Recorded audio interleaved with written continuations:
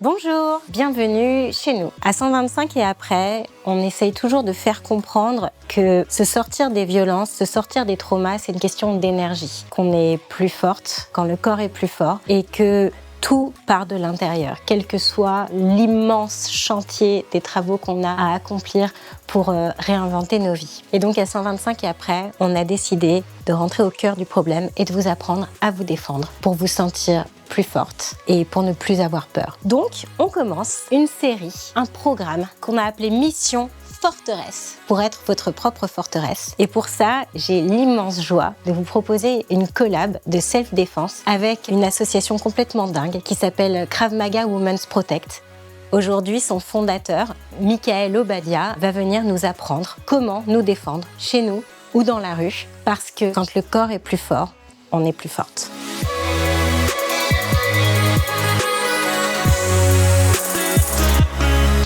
Je mets quand même une petite alerte. On va simuler des situations violentes. Ça peut rappeler de mauvais souvenirs. Et pourtant, c'est comme ça qu'on met du positif. Parce que ça veut dire que la prochaine fois que ça arrive, peut-être que ça nous fera plus mal, ou moins mal en tout cas.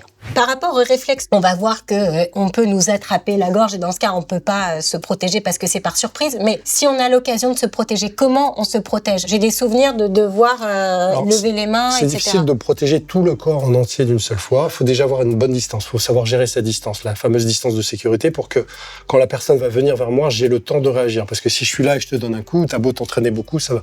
Voilà, tu prends ta distance et puis tu te positionnes aussi d'une certaine façon. Pour protéger le plus de parties possible de ton corps, il faut que tu te mettes dans une position 3/4, pas de face, parce que tu vois, de face, c'est compliqué à tout protéger.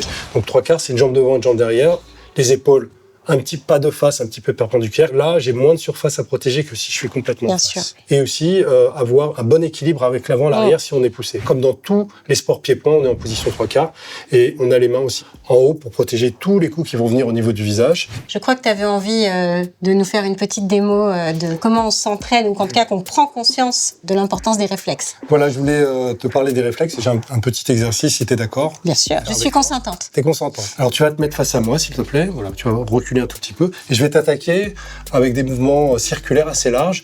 Et tu vas faire ce que tu penses être le meilleur sur cette situation. Et si je vois que tu loupes, j'arrêterai mon coup. D'accord. Main ouverte. Tac. On va à vitesse moyenne. Tac. Voilà, tu vas essayer de pas perdre de temps à pousser le bras. Tu vas juste mettre ton bras perpendiculaire. Voilà. Et, tac. Je prends des angles différents. Fléchis un peu les jambes, très bien.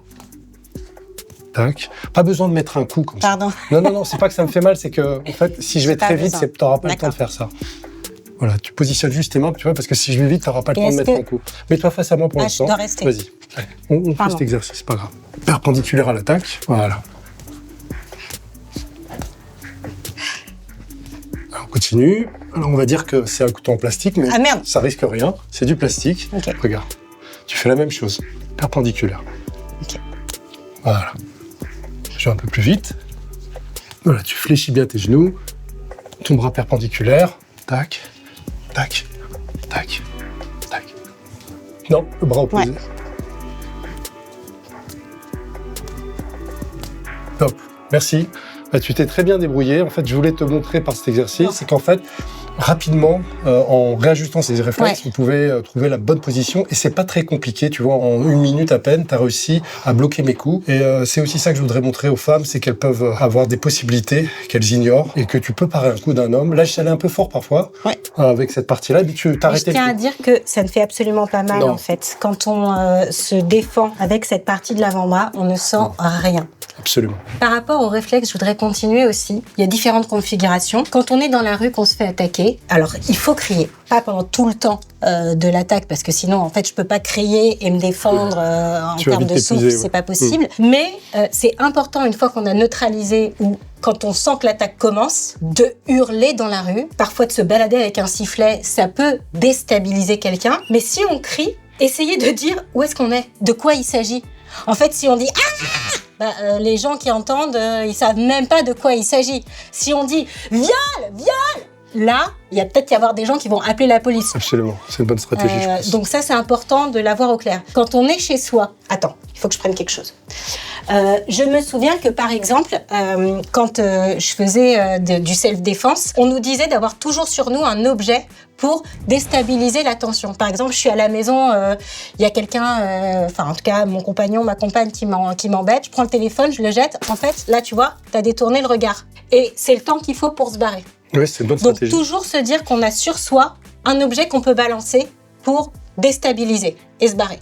C'est une bonne idée, c'est une bonne stratégie, je pense, surtout à l'intérieur du foyer. À l'extérieur, souvent, on utilise des objets pour le lancer sur le visage de quelqu'un. Comme ça, son regard se lève et on peut lui donner un coup de pied et puis partir. Exactement. En fait, l'idée, c'est de faire diversion avec un objet de la vie de tous les jours, pour que la personne elle ait ce fragment de seconde qui permette de, tout simplement, pour nous, de réagir et de nous barrer. Voilà pour cet épisode. Il y en a plein d'autres, donc je vous invite à les regarder, à les re-regarder, à vous entraîner chez vous, dans la rue, dans les toilettes, quand vous pouvez, quand on vous voit pas. Et à très bientôt.